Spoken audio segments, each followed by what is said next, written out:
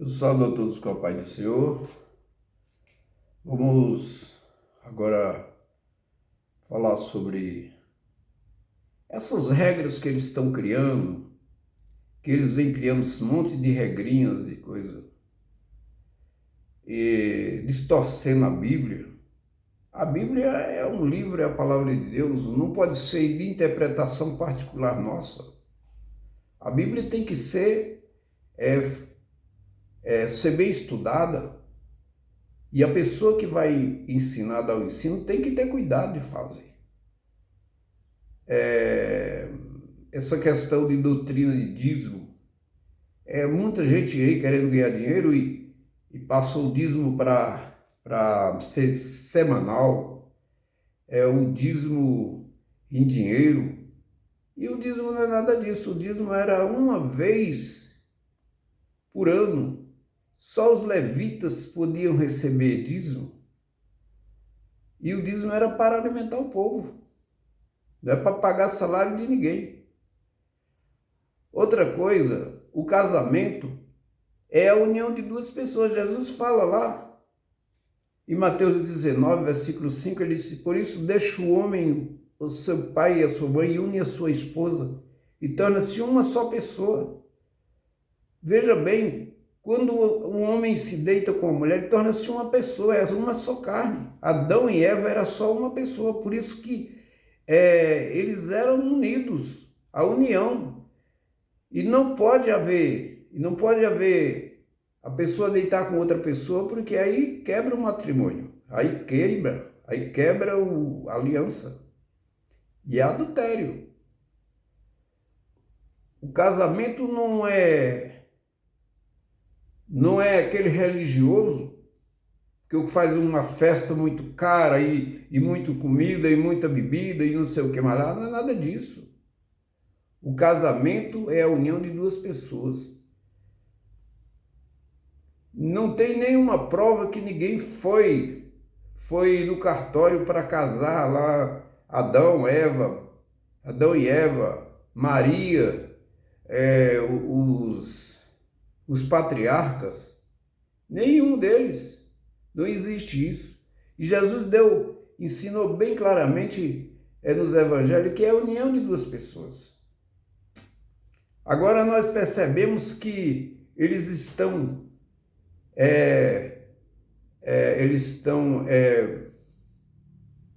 elegendo agora as mulheres, substituindo no diaconato. Isso é uma coisa que não tem autorização na Bíblia. Eles tiraram as doutrinas da Bíblia, que é a questão da mulher ficar falando na igreja, a questão da mulher usar o véu, a questão do ósculo santo, que eles não fazem. E isso é ensinamento do Novo Testamento. Os apóstolos praticavam isso. Aí é uma série de coisas. Temos que voltar a ensinar aquilo que a Bíblia ensina. Tem obreiros que é antigo na igreja e que ele não pode ser obreiro porque ele não fala língua. Ora, todo crente é batizado no Espírito Santo. Se a pessoa falar língua na igreja pentecostal, ele é batizado no Espírito Santo. O dom de língua é um dom. Ele é um dom individual, opcional.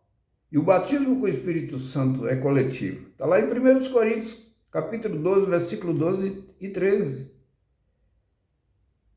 Quem não é batizado no Espírito Santo, ele não vai entrar no céu. Não vai.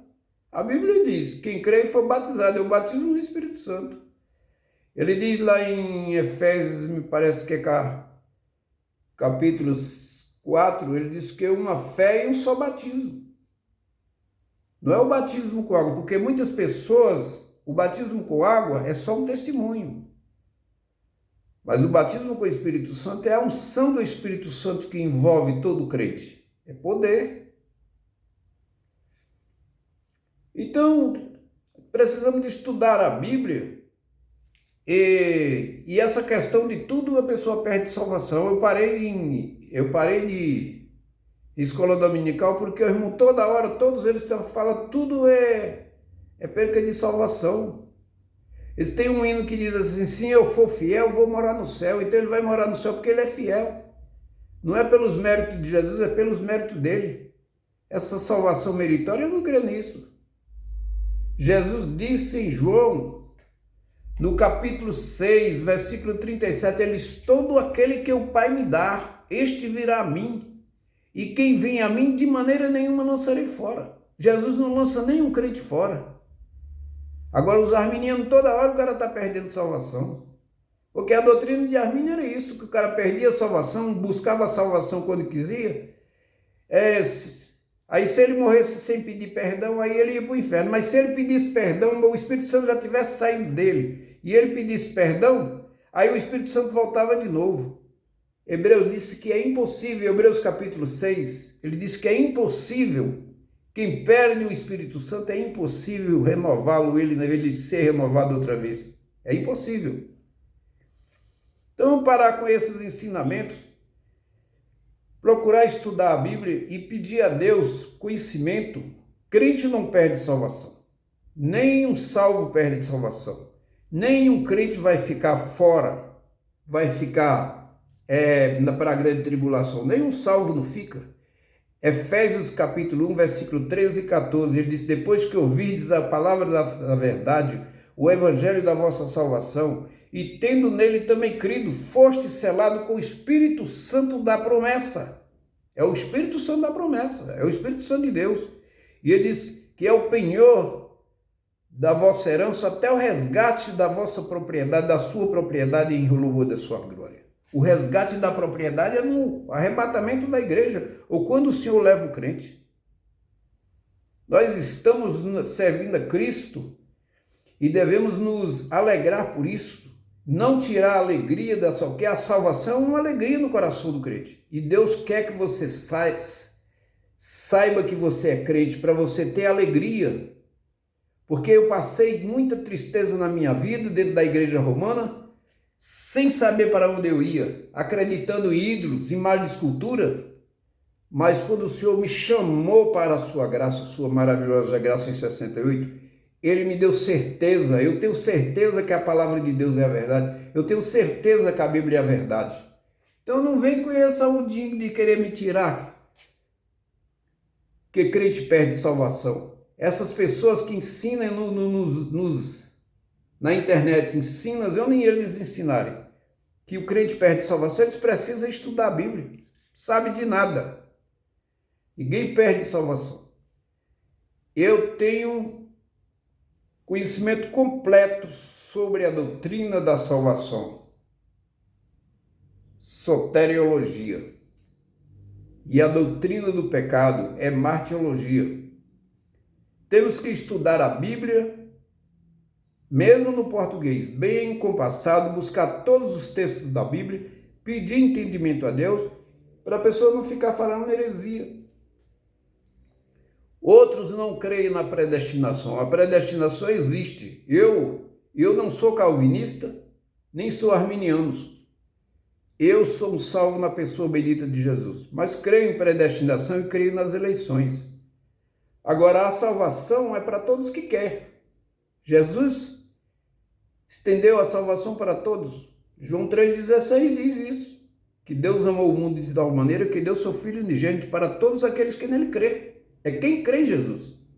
Agora, crer num ídolo e dizendo que está crendo em Jesus, isso está fora. Mas é quem crê em Jesus verdadeiramente, confessa Ele como seu único Senhor e Salvador. A esses sim, esses que confessam Cristo como seu único Salvador, esses vão receber Jesus. Se eles falarem do coração, recebem.